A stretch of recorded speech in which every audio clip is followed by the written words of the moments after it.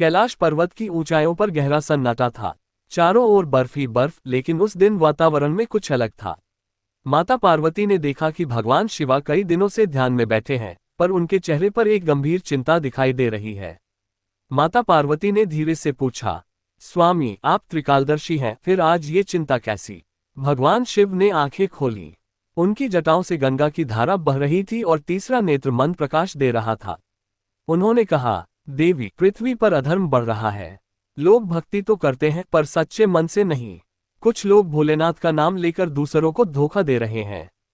समय आ गया है कि एक ऐसी घटना हो जिसे लोग चमत्कार समझें, पर वह केवल चमत्कार नहीं, एक चेतावनी होगी। उसी समय पृथ्वी लोक में वाराणसी के पास एक छोटा सा गांव था। उस गांव में एक गरीब लड़का रहता था। उसका नाम था मोहन। मोहन बहुत गरीब था, लेकिन शिवजी पर उसकी अटूट श्रद्धा थी।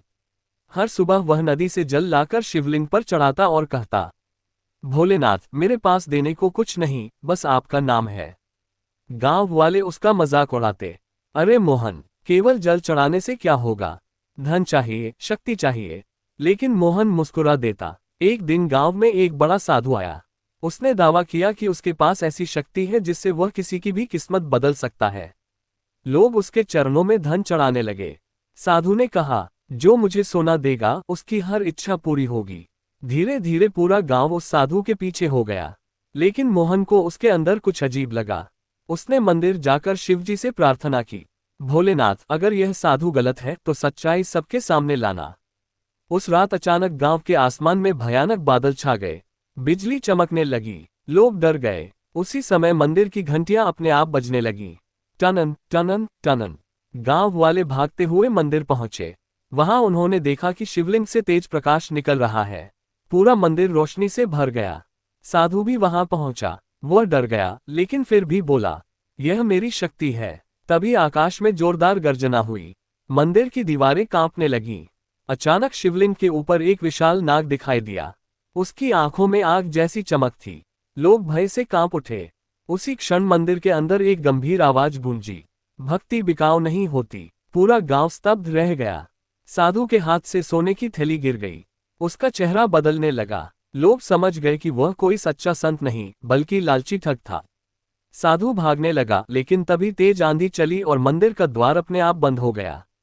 वह जोर जोर से चिल्लाने लगा, मुझे बचाओ। मोहन हाथ जोड़कर बोला, भोलेनाथ, दया कीजिए। कुछ ही क्षणों बाद आंधी रुक गई। द्वार खुला, लेकिन साधु गायब था। केवल उसकी सोने की थैली वहीं पड़ी थी। लोग डर गए। किसी को समझ नहीं आया कि वह कहाँ गया। उसी रात मोहन को स्वप्न आया। भगवान शिव स्वयं उसके सामने प्रकट हुए। गले में सर्प, शरीर पर भस्म, आंखों में अनंत ब्रह्मांड की चमक। शिवजी बोले, मोहन, सच्ची भक्ति में शक्ति होती है। जिसने लालच चुना वो स्वयं अपने कर्मों में खो गया। लेकिन याद रखना, आने वाले समय में और भी बड़ी परीक्षा आएगी। मोहन ने पूछा, प्रभु, कैसी परीक्षा? शिवजी ने त्रिशूल उठाया। अचानक मोहन ने देखा कि भविष्य में धरती पर अंधकार छा रहा है।